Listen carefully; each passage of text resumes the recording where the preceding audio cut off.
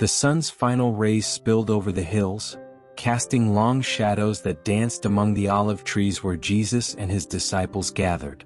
There was a palpable tension in the air, an unspoken heaviness in their hearts. Words had been exchanged in recent days, words that stung and wounded, even among these closest of companions. Each man sat in quiet contemplation, reflecting on moments where their good intentions had led to discord. Peter, feeling the burden of misunderstanding, finally broke the silence. "Master, why do my words so often fail to bring the peace I seek? I try to be truthful, but my truth seems to divide instead of unite." The disciples leaned in, sensing that Jesus, their guide and comforter, would offer wisdom that could lift the burdens from their troubled hearts. The wind whispered softly through the branches as Peter continued, his voice tinged with frustration. "I want to help others, to lead with truth and conviction, but more often than not, my words cause pain. Even among my brothers here, I've spoken, and it feels like my words build walls instead of bridges." John nodded in agreement, his own thoughts mirroring Peter's. "Master, I too have struggled. I seek to speak truth, to bring others closer to God, yet it seems my words fall on deaf ears, or worse, they wound those I love."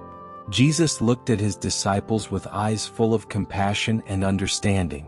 He could see how each of them wrestled with this same challenge, how to speak truth in a way that healed rather than harmed. He waited for the right moment to respond, sensing that their hearts were open, ready to receive the wisdom he would share. "Peter, John, all of you," Jesus began gently, "what you feel is not uncommon. To speak is to carry great responsibility, for words have the power to heal or to hurt, to build or to tear down. But it is not enough to simply speak truth. The truth must be carried on the wings of love." The disciples fell silent, their attention fully focused on their master. They could feel that what Jesus was about to say would touch the deepest parts of their hearts. "Let me tell you a story," Jesus said softly, his voice like a melody that carried through the evening air. "A story about a man who, like you, struggled to find the balance between truth and love. In a small village nestled between green hills, there lived a man named Elias. He was known throughout the land as a man of great integrity, someone who always spoke the truth no matter the cost. Elias believed that truth was the highest virtue, and that honesty should never be compromised, not even for the sake of sparing someone's feelings. Elias's words were sharp, like a sword that could cut through any pretense or falsehood.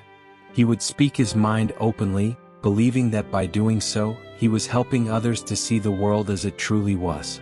But though Elias was respected for his honesty, he was also feared. People began to avoid him, not because they doubted his integrity, but because his words often wounded more than they healed. One day, Elias passed by a group of children playing near the village well. Among them was a young boy named Micah who had spilled his bucket of water. The boy, now in tears, sat on the ground, his face buried in his hands. Elias approached the boy, seeing an opportunity to impart a lesson. "Micah," Elias said sternly, "crying over spilled water will not refill your bucket. You must learn to be more careful. If you do not, life will be full of such troubles." Micah looked up at Elias, his small face still wet with tears. Though Elias's words were true, they lacked compassion. Instead of comfort, they brought only a deeper sorrow. Micah did not respond, but his tears continued to flow, and he ran home to his mother, leaving Elias standing by the well, puzzled. At this point, Jesus paused in his story, letting the weight of the moment settle over his disciples. The wind had stilled and the olive trees no longer rustled. It was as if all creation was holding its breath, waiting for Jesus to continue. Peter, his voice soft, spoke up, "Master, I feel like Elias.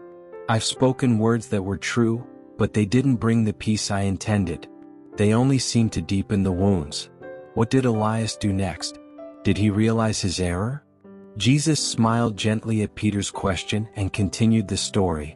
Elias, troubled by the encounter with Micah, returned home that evening with a heavy heart. He couldn't understand why his well-meaning words had caused such distress. "Am I not speaking the truth?" He wondered to himself, "Why do people turn away when all I wish to do is help them see things clearly?" The next day, as Elias walked through the village, he saw an old woman sitting alone by the fountain. Her eyes were red and swollen from weeping. Her only son had died in a faraway land, and the grief had overtaken her. Elias, again seeing an opportunity to offer guidance, approached her. He knelt beside her and said, "You must accept that death comes for us all. Your son is gone, and no amount of weeping will bring him back. You must learn to move forward." The old woman looked at Elias, her face etched with pain. His words, though true, felt cold and distant. They did not comfort her in her grief, but instead deepened the chasm of her sorrow. She turned away from him, her silent tears continuing to fall, and she left the fountain without a word. Elias stood there, confused and disheartened. Why do my words, which are full of truth, bring only more pain? Shouldn't the truth set people free? Days passed, and Elias noticed that fewer and fewer people spoke to him. Where once villagers sought his advice, now they avoided him, afraid of the sharpness of his words. Elias began to feel the sting of isolation, and for the first time he questioned his approach. Jesus paused again, and his disciples could sense that the heart of the story was about to be revealed. They leaned in closer, eager to hear how Elias's journey would unfold. One day a traveler arrived in Elias's village. His name was Samir, and he was known throughout the land for his wisdom and gentle spirit. Wherever Samir went, people flocked to him, not only because of what he said but because of how he said it. His words were like a balm, soothing even the most troubled hearts. Elias, intrigued by this man's reputation, sought him out. He found Samir sitting by the village well, surrounded by people who listened intently to his words. Elias approached cautiously, waiting for an opportunity to speak with the traveler. After the crowd had dispersed, Elias sat beside Samir and said, "I have heard of your wisdom, and I see that people come to you not only for your truth, but for the comfort you bring them. I too speak the truth, but my words seem to wound more than they heal. How do you speak in a way that brings peace?" Samir looked at Elias with a kind smile and replied, "Elias, it is not enough to speak truth. Truth, when not carried with love, can be as sharp as a blade. You see, the heart that listens is delicate, and words must be like a gentle rain that nourishes the soil, not like a storm that destroys." Elias frowned, unsure of what Samir meant. "But is not the truth enough? Does not truth stand on its own?" "Truth is powerful, yes," Samir said, "but truth without love is like light without warmth. It may illuminate, but it does not comfort. To speak truth effectively, you must first listen to the heart of the one you are speaking to. Only then will your words find their mark, not as arrows, but as gifts that bring healing." Elias thought long and hard about Samir's words. He realized that he had been speaking truth, but without understanding, without compassion. His words had been aimed at the mind, but they had missed the heart. The disciples sat in silence, reflecting on the wisdom of the story. They could see themselves in Elias, how often they had spoken in haste, thinking only of the message, but not of the heart that would receive it. Jesus continued, his voice tender and filled with love. Elias, after speaking with Samir, began to change.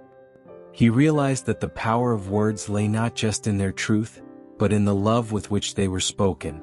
He began to listen more closely to the people around him, not just to their words but to their hearts. He softened his approach, speaking not only from his mind but from his heart.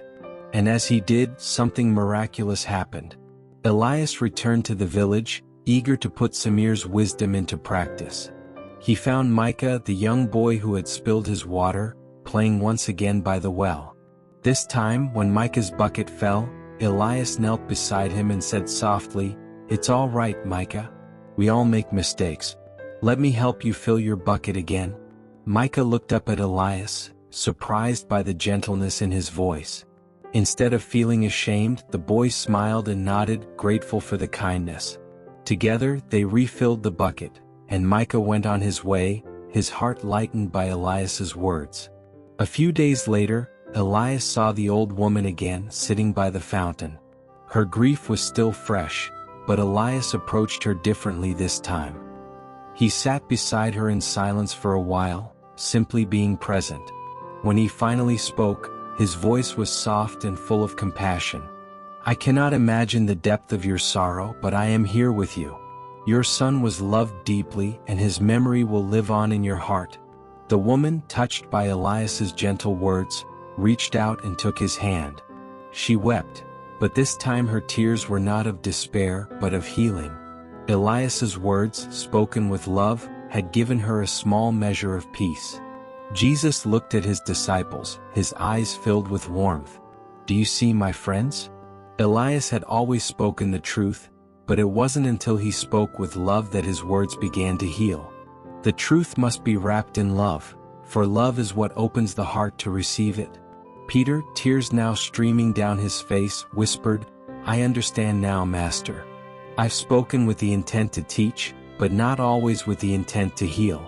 I've used truth as a weapon, when I should have used it as a gift."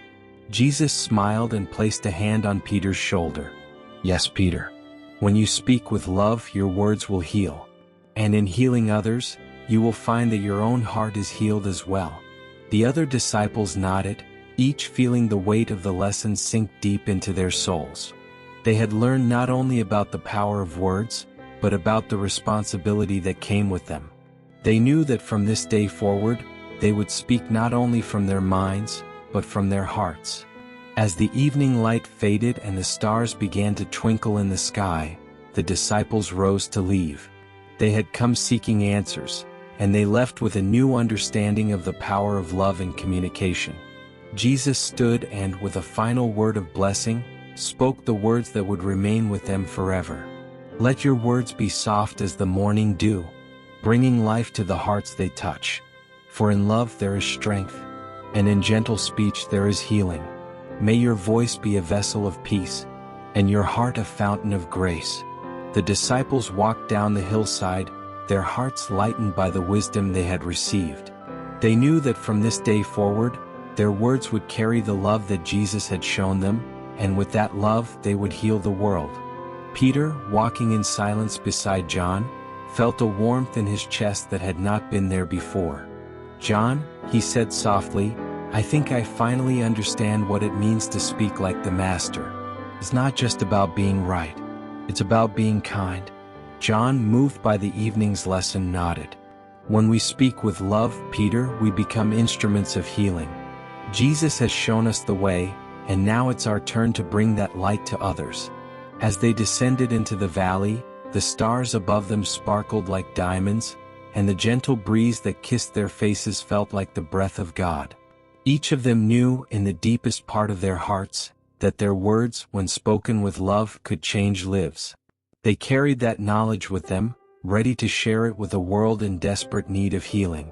And in the quiet of the night, they felt a peace that came from knowing they would no longer use their words as weapons, but as tools to build bridges, heal wounds, and bring others closer to the love that Jesus had shown them. Please write attractive title for this story, add Jesus and self-care in it, and title must be short and attractive.